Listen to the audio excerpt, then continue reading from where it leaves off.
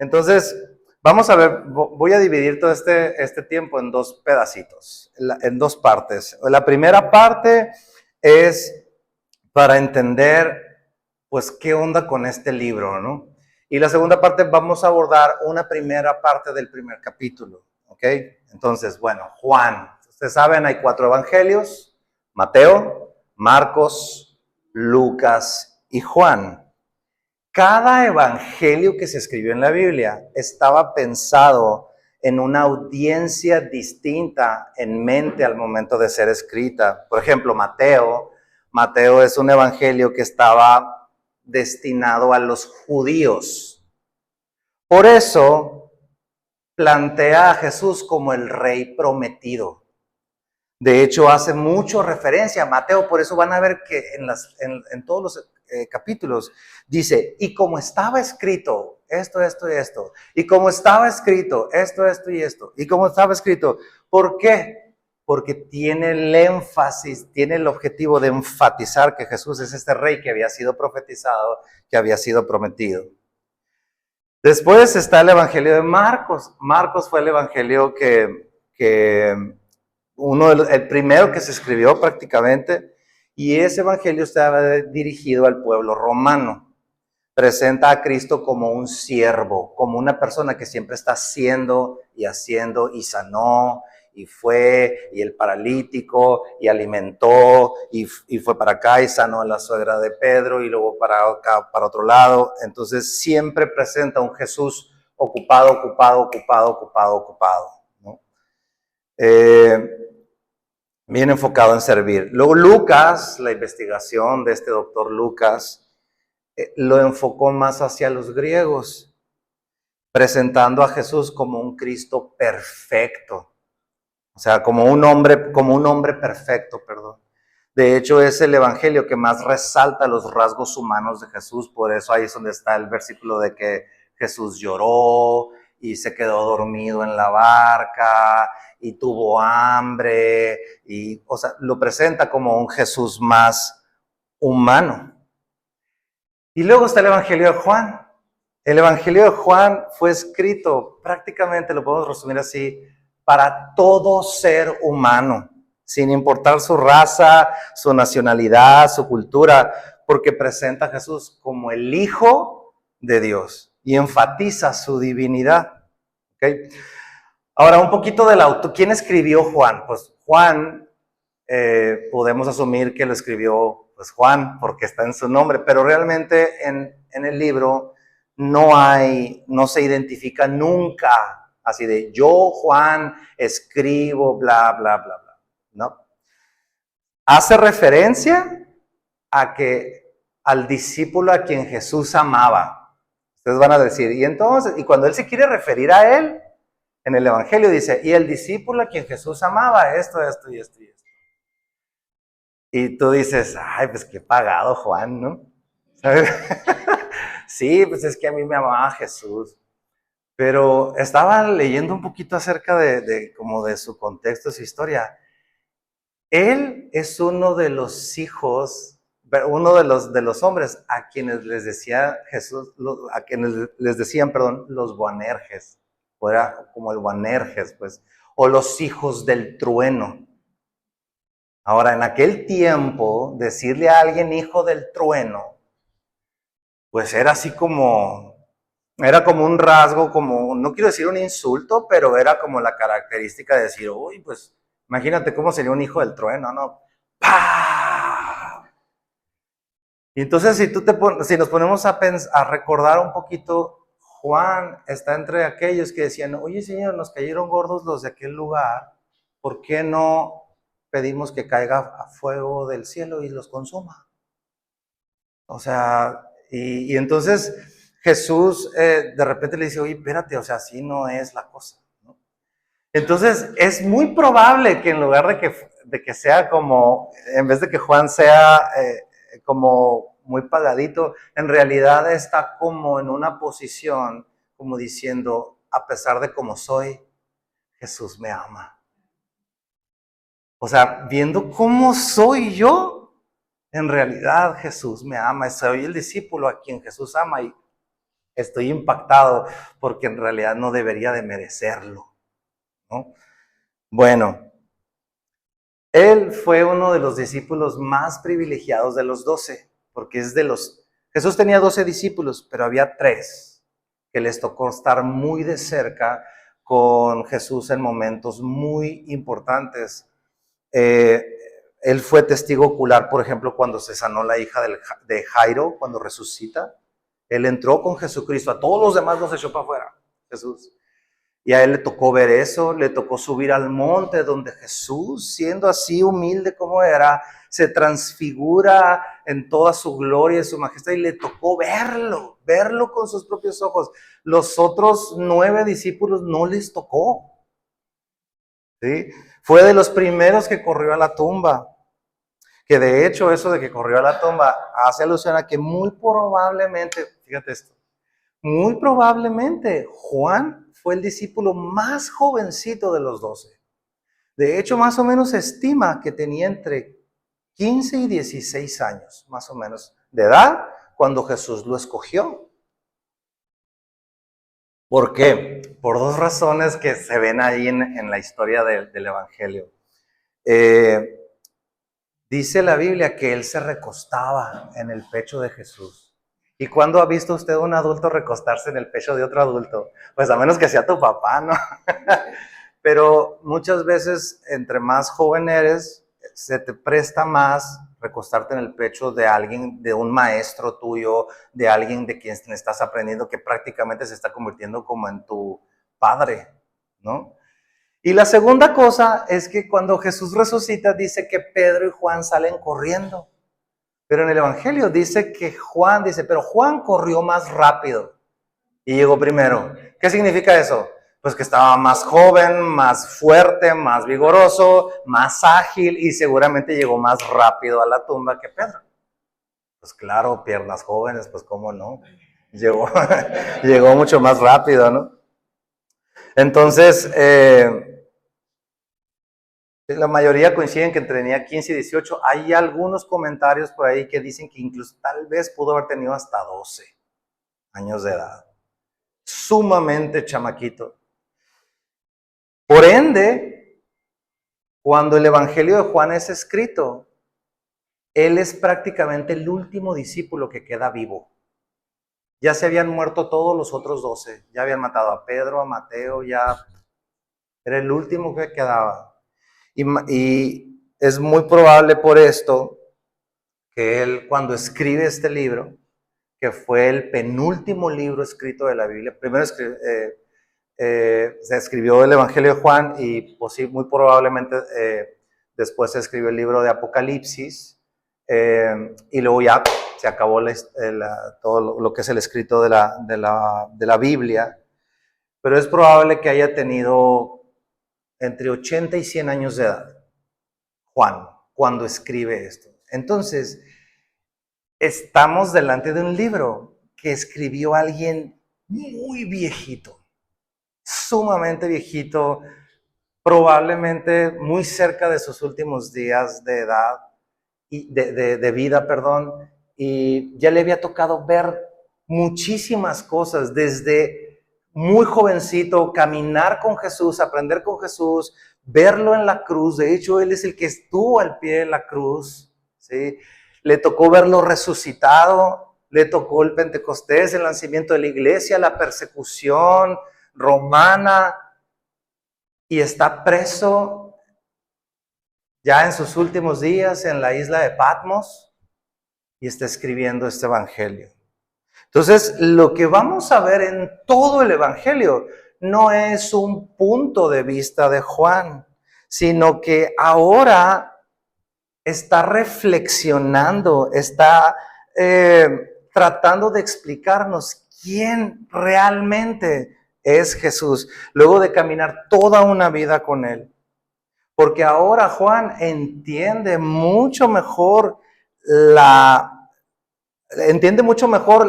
quién es Cristo y la obra de Dios en la tierra a la luz de todo lo que ha vivido, de todo lo que recibió de Jesucristo. Conoce a Cristo profundamente por lo que es, ¿no? Ese es el apóstol que escribió este libro. El propósito, si lo pudiéramos así como enmarcar, es plasmar un marco global de quién es Jesús para la humanidad. Cómo Él es divino para nosotros, Cristo, considerando todo el contexto, como les digo, de 100 años. Por ejemplo, si tú te pones a checar, el Evangelio de Mateo empieza narrando la genealogía desde David. David, hijo de Isaí, engendró a Salomón, y se va, pum, hasta que llega a María y nace Jesús. Marcos no tiene genealogía. Lucas empieza desde Adán. Adán, hijo de Dios, engendró a Abel, a Caín y Set. Creo que no me acuerdo el nombre de este tercer hijo, se me fue ahorita, pero el punto es, narra toda la genealogía desde Adán. Juan empieza desde mucho antes, dice, en el principio, o sea, cuando no había nada, cuando todavía ni siquiera había Adán, ¿no? Entonces, es plantearnos un marco global de quién es Jesús para nosotros como humanidad.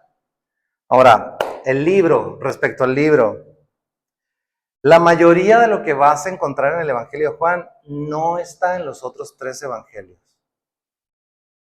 De hecho, a Mateo, Marcos y Lucas se les conoce como los evangelios sinópticos. No sé si se les había tocado escuchar eso, pero es que hay como mucha similitud en su narrativa. De hecho, es impresionantemente similares, ¿no?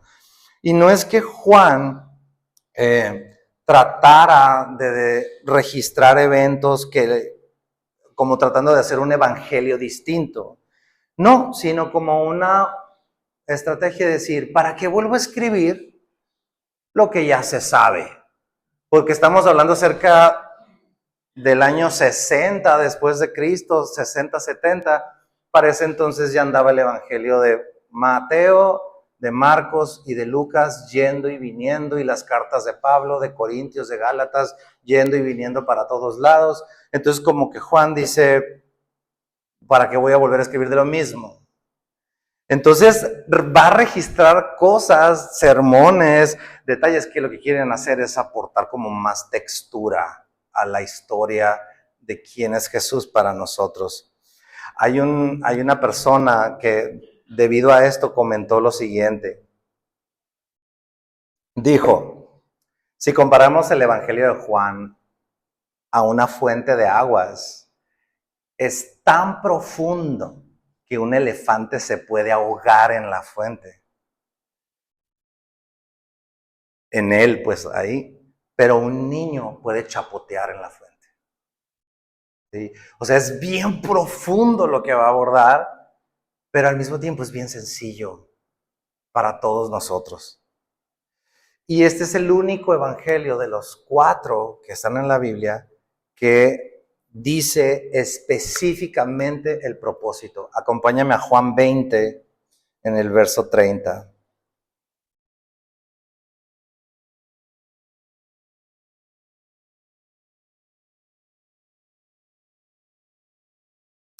Dice, hizo además Jesús muchas otras señales en presencia de sus discípulos, las cuales no están escritas en este libro, pero estas se han escrito, y ahí viene el propósito, para que creáis que Jesús es el Cristo, el Hijo de Dios, y para que creyendo tengáis vida en su nombre. Para que creas que Él es el Hijo y creyendo tengas vida en su nombre. Ese es el propósito del Evangelio de Juan y es el propósito que vamos a estar buscando al leer todo este libro. Algunas palabras clave, por último, penúltimo: vida, verdad, vida eterna, creer, luz. Fíjate, esto es muy interesante, la palabra señales es muy usada en el Evangelio, y cada vez que se usa para narrar un milagro de Jesús. O sea, Juan no le dice milagros cuando alguien es sanado, sino que los llama señales. ¿Por qué? Porque Juan entendió, ya después de ver todo hacia atrás, que en realidad todo lo que hizo Jesús no lo hizo nomás por hacerle el paro a alguien y sanar al paralítico y sanar al cojo, sino que había algo que Dios, que Cristo quería transmitirnos de su persona. O sea, entendió que no fue por casualidad.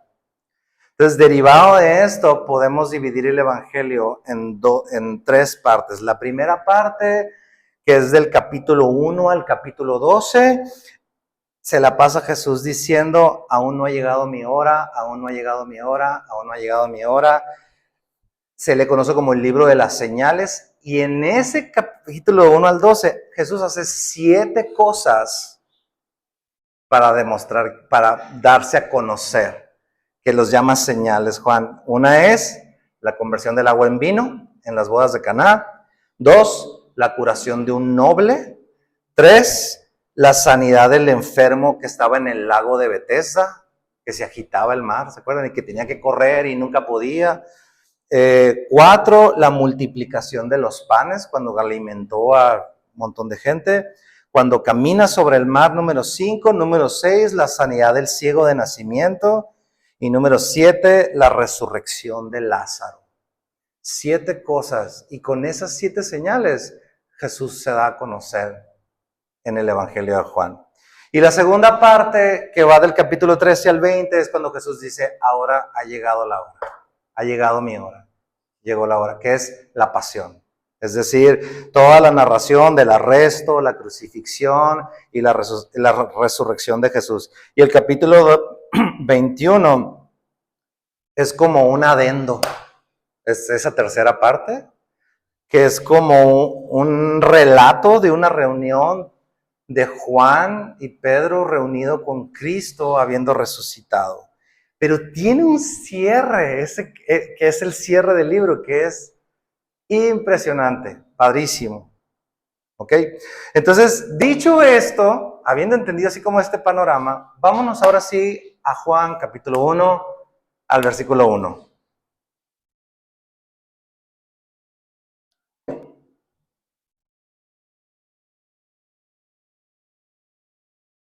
Bueno, vamos a leer hoy del versículo 1 al 18. ¿Va?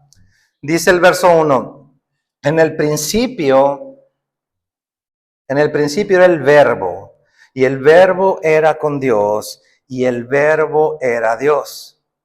Este era en el principio con Dios.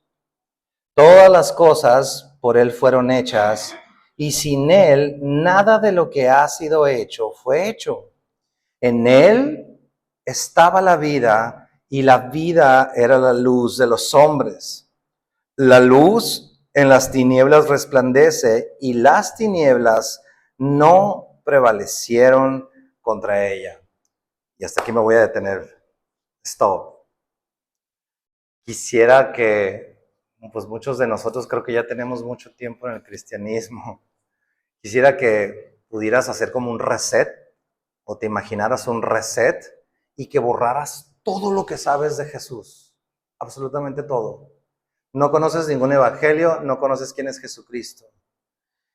Y la pregunta que yo te haría es, ¿cómo iría descubriéndose a tus ojos esto que acabamos de leer? Porque Juan mantiene una tensión en lo que va diciendo, y cada vez te va añadiendo más detalles y más detalles y más detalles y más detalles, de manera que conforme vas avanzando en los versículos, se te va abriendo la visión para decirte, ese es Jesucristo. Y empieza diciendo, en el principio era el verbo. Y esa palabra, que verbo, es la palabra logos. Y para un judío la palabra logos es un símil de lo que es la ley. O sea, la palabra, la escritura. ¿Ok? Entonces, y bueno, y el logos para un griego es como, ya ven que los griegos pues tienen su cultura, es de mucho conocimiento, de mucha sabiduría, de muchos dones, casi levitando, ¿no? Los griegos.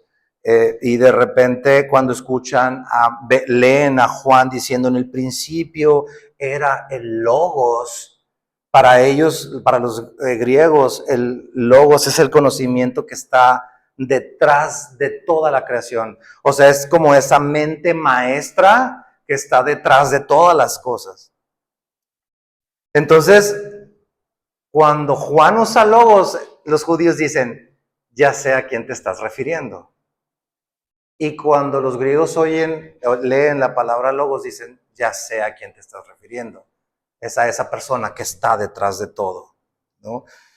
Y cuando dice en los versos que leímos, este era en el principio con Dios, está presentando a un Jesús que es eterno, que es preexistente, que es atemporal, antes del tiempo. O sea, de alguna manera, la misma palabra que en esto que estamos leyendo se está encargando de asegurarnos que lo que Dios es, el verbo lo es. Pero al mismo tiempo nos va a presentar a un verbo, a un Cristo que es distinto al Padre. Y lo que estás planteando aquí es el fundamento o la doctrina del Dios Trino, de la Trinidad. ¿Sí? Y me gustó un ejemplo que escuchaba, porque esto de el mismo versículo dice, y el verbo era Dios. O sea, no nomás te está planteando que estaba con Dios, sino era Dios, es Dios. Entonces, nosotros no adoramos tres dioses, no adoramos como si fueran tres dioses distintos, adoramos a un solo Dios. Una manera de ejemplificar esto es como el concepto de una familia. O sea, yo, mi esposa y mis hijas somos una familia, pero en la familia yo soy el padre. ¿Sí? Y mi esposa pues es mi esposa y mis hijas pues cada una tienen como sus características, pero somos familia, ¿no? Una manera de poderlo concebir es de esa manera. No adoramos tres dioses, adoramos a un solo Dios, pero Dios se manifiesta y se da a conocer a través del Padre, del Hijo y del Espíritu Santo. Luego dice, leímos en el versículo 3, todas las cosas por Él fueron hechas y sin Él nada de lo que ha sido hecho fue hecho. ¿Qué quiere decir esto? Que está apelando a un Jesús creador de todas las cosas. ¿Y qué es un Jesús creador? ¿Qué es creador de todas las cosas? De todo. Creó estructuras moleculares, creó leyes físicas, gravedad, creó todo lo que necesita, todo lo que se compone como materia, el lugar donde estamos. Eso quiere decir que por ende, todo lo que existe en mi vida o alrededor de tu vida, de mi vida y más allá existe y fue creado por medio de Cristo. No hay nada que tus ojos y mis ojos puedan ver, mi nariz oler, mis oídos escuchar, mi boca saber, mi cuerpo, texturas que no hayan sido creadas por Cristo.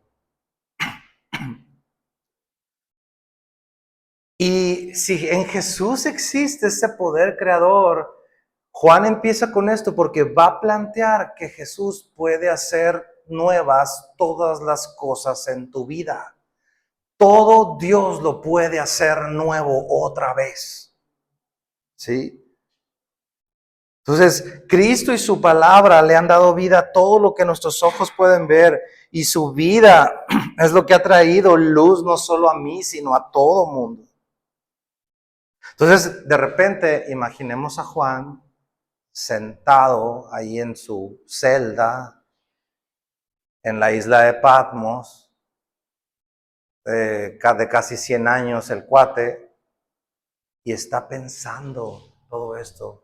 Y mira, sí, a lo mejor si hay una ventana, ve para afuera, si es que era una celda, y dice, estoy en tus dominios, Señor, porque incluso esta celda está creada por ti. O sea, esto no podría existir si no fuera por ti. Tú eres el que has creado todo.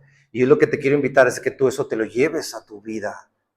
Todo lo que hay en tu vida, en tu casa, a tu alrededor, todo eso ha sido puesto, dispuesto, creado por el Señor. Por eso es que algunas veces nosotros hemos dicho, nosotros no somos dueños de nada, Dios es dueño de todo. Oye, es que es mi dinero, yo lo trabajé, es que es mi carro, mi casa, mi ropa. Pues legalmente sí, pero realmente todo es del Señor. Todo, absolutamente todo lo que tenemos es de Él, porque Él lo creó. Entonces, si todo está creado por Él, es como si Juan dijera, nada de lo que me rodea está fuera de su control. Oye, pero es que está muy feo esto. Pues es un proceso. Pero nada de esto está fuera de su control. Nada está fuera de su mano. Todo es de Él, todo es para Él. Y la verdad es que es una perspectiva increíble porque te da descanso, nos da descanso, nos lleva a decir, gracias Señor, porque todo esto es por ti, es para ti, para darte gloria y tú sostienes todo esto en tu mano. Y luego dice el verso 4, dice, en Él estaba la vida y la vida era la luz de los hombres. Captemos esto, en Él estaba la vida y la vida era la luz de los hombres. Y me quedé pensando, ¿y los animales?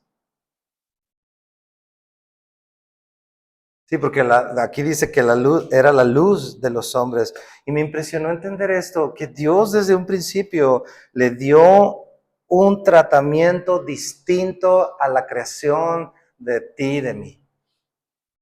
Dios tiene en una estima diferente al ser humano del resto de su creación. Y cuando tú te vas a Génesis y Dios dice que empieza a crear las cosas, Dios dice que Él creó todo con el logos, con el verbo. Dice, y dijo Dios sea la luz, y dijo Dios sean los árboles, y dijo Dios que se separe esto, y dijo Dios, y dijo. Pero cuando llega al ser humano, dice que lo formó. Dijo, hagamos al hombre. Ahí no fue, y dijo Dios que sea el hombre. No, dijo, hagamos. Es un proceso que habla acerca de formar, de moldear, como si fuese plastilina, como si fuera barro que estás trabajando. Y luego dice que ya que lo tuvo hecho, sopló aliento de vida. Fue un trabajo del Padre, del Hijo y del Espíritu Santo. Jesús estuvo allí, ¿no? Estuvo allí. Y entonces, si Dios estuvo ahí, si toda esa luz de los hombres ya estaba dispuesta, ¿qué pasó? Pues lo que pasó fue el pecado. Llegó el pecado y el pecado a la humanidad nos hizo perder la luz completamente. Por eso, sin Cristo, nuestra vida es gris, es hueca, es distante. Y sabes, pudiéramos llegar a pensar que a veces no distamos un tanto del ámbito animal. No quiero decir que somos animales, por favor, pero perdemos el sentido de por qué fuimos creados. ¿Sí? Perdemos el sentido. De hecho, pudiéramos decir que somos creación. Sin Cristo somos criaturas, ¿no? Y algunas veces hemos oído, somos criaturas. Y es que Él, Jesucristo, es quien viene a restaurar la posibilidad de vivir en esa luz. Y podemos preguntarnos, o pregúntate esto, si en Jesús está la luz y está la vida, ¿En qué condición estará alguien que rechaza a Jesucristo? Totalmente, totalmente sin posibilidades. Y muchas veces cuando tú compartes de esto con alguien, muchas veces te pueden decir, no sé si te ha pasado que te digan, no, es que yo primero quiero poner en orden mi vida, ando muy mal, déjame agarrar un poquito de rumbo y luego con mucho gusto voy contigo o oramos juntos o lo que sea. Pero es muy curioso ver cómo Jesucristo, en un principio, la tierra está desordenada y vacía, crea todas las cosas, está desordenada. Dios empieza a crear las cosas, empieza a hacer las cosas de nuevo y empieza a darle orden. Entonces, no importa si tu vida está en un desorden total. De hecho, así es como debemos llegar. Desordenados, vacíos, patulecos, mochos, mutilados. Y Dios es el que se va a encargar de restaurarnos, de restaurarte a ti y a mí. No podemos venir a Dios una vez que ya hayamos ordenado todo. No, pues sí, no se trata de eso. Bueno, vamos al versículo 6. Dice, hubo un hombre enviado de Dios, el cual se llamaba Juan. Este vino por testimonio para que diese testimonio de la luz, a fin de que todos creyesen por él. No era él la luz, sino para que diese testimonio de la luz. Aquí lo único que está haciendo Juan es siendo enfático y reiterativo, como diciendo, hubo un hombre enviado por Dios, que es Juan el Bautista, que vino y dio testimonio. Luego yo, Juan, lo vi, anduve con él y he visto lo que ha hecho. Y ahora te lo voy a dejar escrito en este evangelio, ¿no? Entonces, ese es el primer énfasis. Ahora, lo interesante de esto es que dice que envió a Juan para dar testimonio. Y Dios no nada más obra en su sabiduría, en su soberanía, solo por sí solo, sino que también envía y el día de hoy sigue enviando a personas, ¿no? Y un día tal vez te toque que el Señor te envíe a ti. Y no es que te vaya a enviar allá al otro lado del mundo, te va a enviar con tu vecino, te va a enviar con el de enseguida de tu casa, a que des testimonio. ¿Y por qué tenemos que dar testimonio? ¿Qué no se supone que Dios es luz? ¿Qué no se supone que la luz de Cristo es suficiente para alumbrar a todos? Sí, sí lo es. El problema es que estamos ciegos.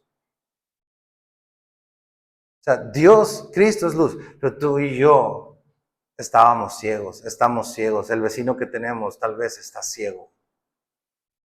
¿Sí? Entonces, nunca subestimemos las oportunidades de dar testimonio, de ser testigos de Jesucristo. Y luego en el verso 7 al final dice, a fin de que todos creyesen por él, por ese testimonio. Y lo que te quiero decir con esto es, el evangelio de Cristo demanda que tú y yo reaccionemos a él, que tomemos una decisión. No se trata de oír y, ay, qué padre, qué bonito. No, demanda de que tú y yo tengamos una reacción a eso, que tomes una decisión, creer, confiar en él o no, o dejarlo pasar, o ponerlo ahí como en un baúl y no volverle a hacer caso. Verso número 9. Aquella luz, y aquí vuélvelo a imaginar como un lector inicial que no conoce nada. Dice, aquella luz verdadera que alumbra a todo hombre venía a este mundo. Luego dice, en el mundo estaba y el mundo por él fue hecho, pero el mundo no le conoció. A lo suyo vino y los suyos no le recibieron. Y este es como un punto que Juan está diciendo, ¿cómo puede ser que todo este conocimiento, que toda esta realidad de un Dios eterno que se hizo carne sea rechazada? ¡Qué indignantes! ¿No? Porque nadie rechaza a Dios por falta de evidencia de luz. Y dice, a los suyos vino. ¿Quiénes son los suyos? Pues los judíos. Jesucristo vino ahí con ellos y no le recibieron. Y esta es una advertencia para ti, para mí, porque es posible ser religiosos. Es posible, fíjate esto, estudiar la luz, narrar la luz de Cristo, verla, recibirla, narrarla, platicarla, quizá compartírsela a alguien, pero tú y yo repudiarla con nuestros hechos diarios. Porque qué impresionante que el pueblo judío tenían la escritura, tenían las profecías, tenían todo y no recibieron el mensaje de Cristo. Entonces, es posible, es muy posible que podamos tú y yo recibir ese mensaje, incluso platicarlo, comentar lo que tú quieras, y a final de cuentas rechazarlo con tus acciones diarias y decir, no, yo no. O no, tal vez no lo hacemos conscientemente, pero simplemente no tomamos una decisión al respecto. Entonces, hay que dejar a un lado, deja tus pretextos. Versículo 12. Aquí viene como una bocanada de aire, un contraste. Dice, mas a todos los que le recibieron, a los que creen en su nombre, les dio potestad de ser hechos hijos de Dios. Como diciendo, sí, vino a los suyos no lo recibieron, pero hubo unos que sí le recibieron. Y a esos les dio potestad, les dio el derecho, les dio la legalidad de ser hechos hijos de Dios. Dice el 13, los cuales no son engendrados de sangre, ni de voluntad de carne, ni de voluntad de varón, sino de Dios. A los que le recibieron, dice, a los suyos vino y los suyos no lo recibieron, pero a los que los recibieron. ¿Qué es recibir a Cristo? Es aceptar el mensaje del Evangelio. Es aceptar el mensaje del Evangelio. ¿Y qué significa aceptar el mensaje del Evangelio? Decir así,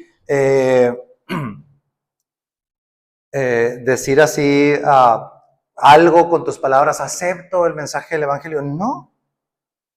Significa aceptar varias cosas. Una, que tú y yo estamos muertos en pecado. Dos, que la única paga del pecado es la muerte. Tres, que Jesús, siendo la vida misma, vino a salvarnos. Que Cristo vino y murió, que resucitó en el tercer día y que ascendió y que hoy está sentado a la diestra del Padre. Aceptar todo eso como una verdad, como tu condición, y que sin Cristo no tienes alternativa, no tienes escapatoria, estamos en una bancarrota espiritual. Creer en Jesús, recibir a Jesús, no es decir las palabras mágicas así de Misca, Musca, Mickey Mouse, 1, 2, 3, Señor, te recibo, te acepto, amén. No, implica que tú y yo aceptemos, ¿qué cosa? Que por ti mismo no podemos hacer nada.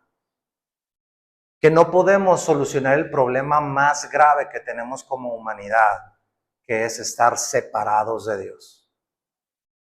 Aceptar que tu única esperanza, tu única alternativa, mi única alternativa es Jesucristo, la podemos encontrar en Jesucristo.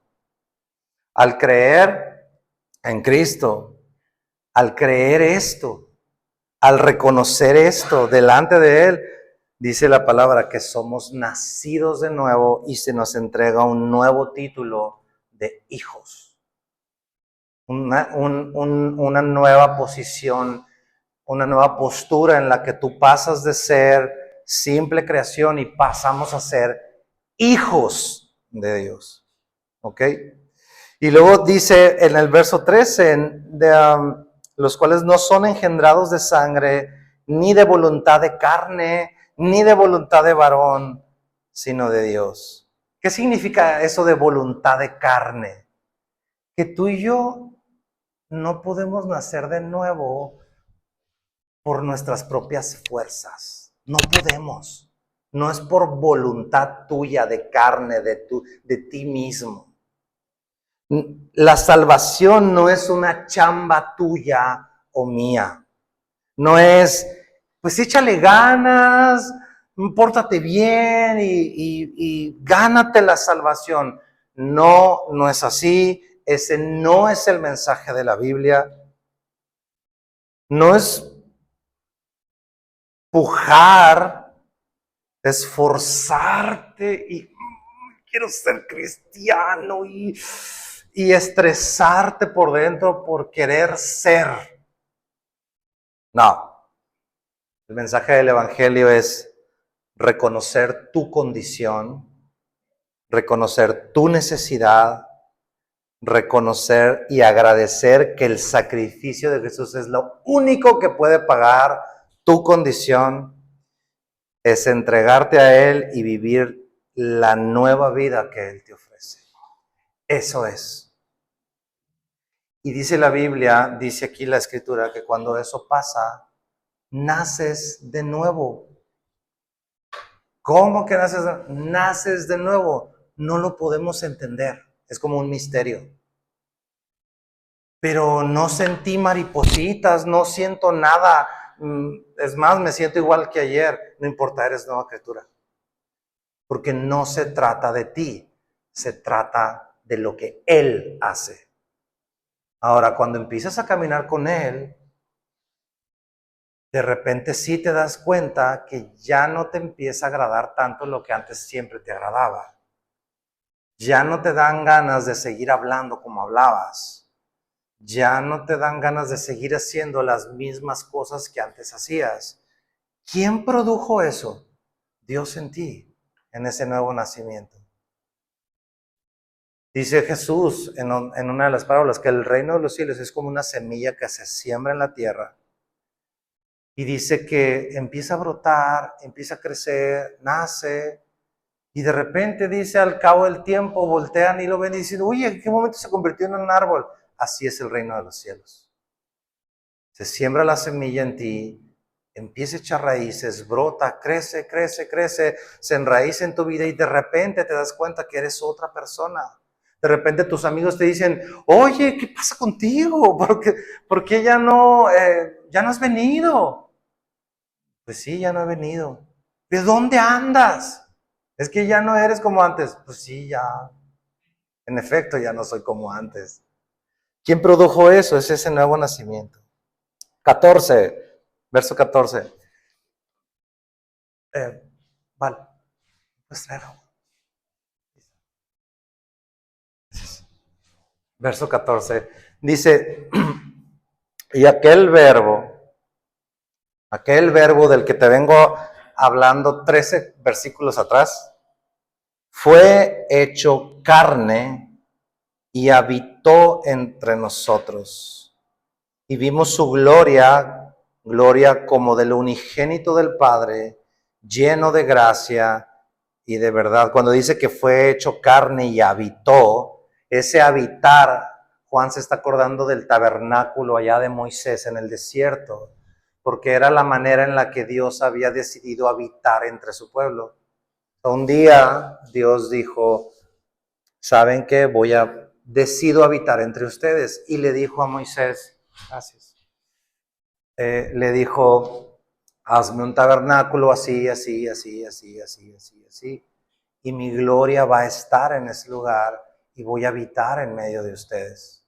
Entonces, cuando Juan está poniendo esa palabrita y habitó entre nosotros, está hablando de ese mismo Dios, pero ahora hecho carne, estando entre nosotros, como diciendo, fui un testigo ocular y lo estoy dejando registrado de cómo Dios decidió habitar entre nosotros en un cuerpo de carne y huesos como el tuyo y el mío.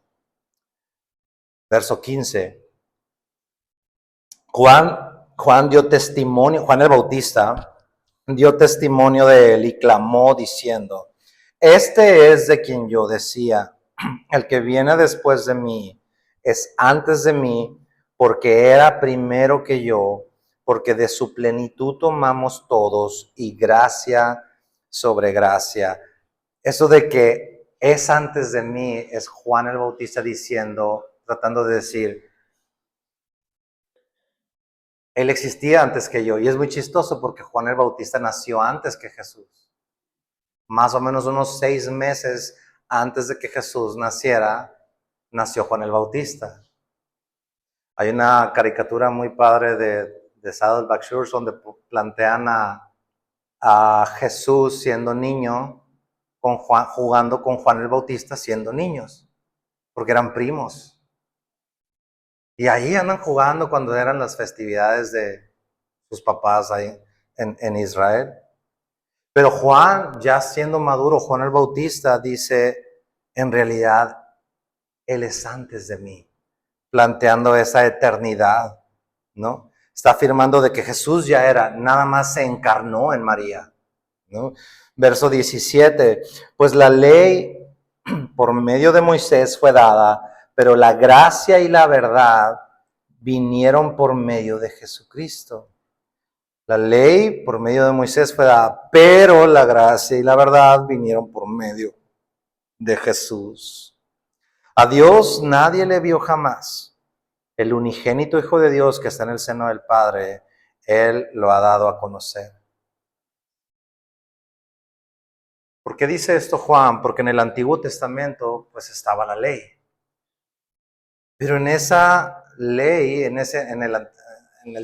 la historia de Israel, en el tiempo de la ley, también había una gracia manifestada. Pero, dice Juan, ahora en Cristo, la ley y la gracia se hacen plenas. La plenitud de la ley y de la gracia se manifestó en Jesús.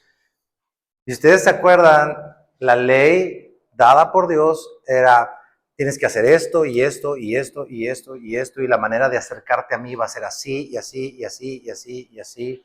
Y hay leyes, hay mandamientos, leyes para cómo acercarte a Dios, cómo responder al Señor, hasta cómo vivir entre nosotros y cómo tratarnos entre personas, ¿no?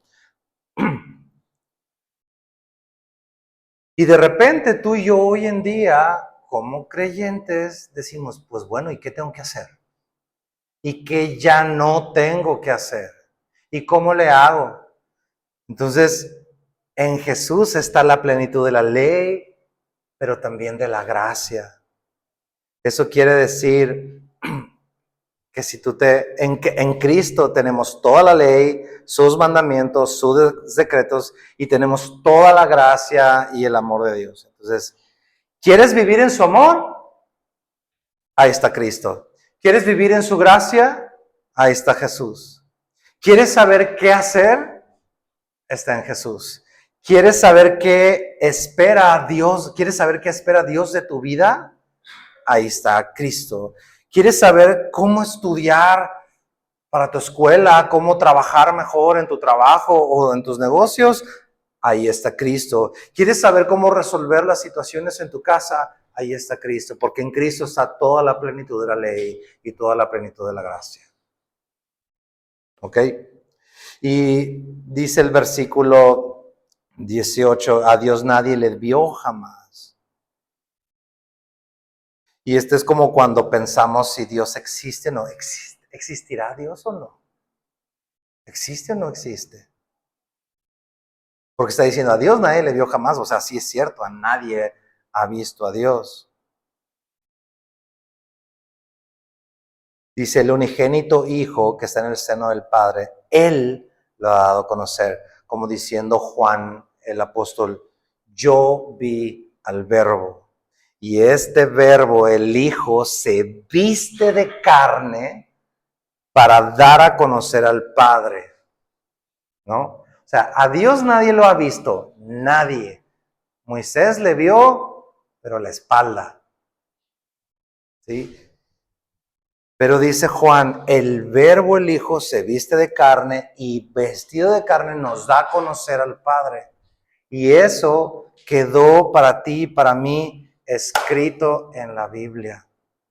Entonces, hoy en día tú y yo tenemos ese texto escrito, este evangelio que nos narra, nos explica, nos expone, nos habla de este verbo y ese verbo nos lleva al Padre. Por eso, esa es la razón por la que aquí en esta iglesia, en esta obra de Semilla, estudiamos y estaremos estudiando la palabra de este modo, porque necesitamos, si la manera en la que Dios se ha dado a conocer es a través de su Hijo, y toda la narrativa de su Hijo está plasmada en la Escritura, la manera en la que tú y yo podemos tener una verdadera comunión con Dios y conocerlo es a través de ser minuciosos en captar todo el mensaje desde Génesis hasta Apocalipsis. Es la única, bueno, no es la única, es una manera muy efectiva, ¿no? Ese es el motivo por el cual nosotros vamos a estar promoviendo el estudio sistemático de la palabra de Dios. Y qué privilegio, la verdad. Qué dicha tener esa oportunidad, porque tengo muchos años, ya con esto termino, tengo muchos años en Cristo. El otro día estaba sacando cuentas. Creo que este marzo que viene cumplo 30 años de cristiano. Yo llegué de 12 años al cristianismo. Y a través de la historia de la vida cristiana, mi vida, gracias a Dios y por su gracia, se fue construyendo con las enseñanzas de la palabra y así. Pero en algún punto, cuando empecé a leer de esta manera la Escritura, me di cuenta que es como si mi vida fuera como un muro al que le faltaban muchos bloques. Había muchas partes, porque eran partes que jamás había leído de la palabra. Entonces el muro ahí está, ¿no? Y a lo mejor sí venían tormentas, de repente se tambaleaba, pero no se caía por el fundamento de la palabra. Pero yo me di cuenta que había casi hileras enteras donde les faltaban bloques. Y yo dije, no, no puede ser. Entonces, a través de ir estudiando la palabra, verso por verso, capítulo tras capítulo, libro tras libro, hemos ido rellenando todos esos huecos. Y Jesucristo dijo una parábola muy importante. ¿Para qué voy a comparar? ¿Con qué compararemos a un hombre que dice que no recibe mis palabras? Que no recibe mis palabras. Lo voy a comparar contra un hombre que edificó los muros de su casa en la playa de Bahía de Quino. Y vino el monzón, vino el huracán no sé qué, vino las tormentas y se derribó todo. Y dice Jesús, y fue grande su ruina. Pero ¿cómo comparamos? Dice, a un hombre que escucha mis palabras que están escritas, que tenemos que meditar. Si lo voy a comparar con un hombre que edificó su casa, y para levantar una casa necesitas levantar muros sobre una roca sólida.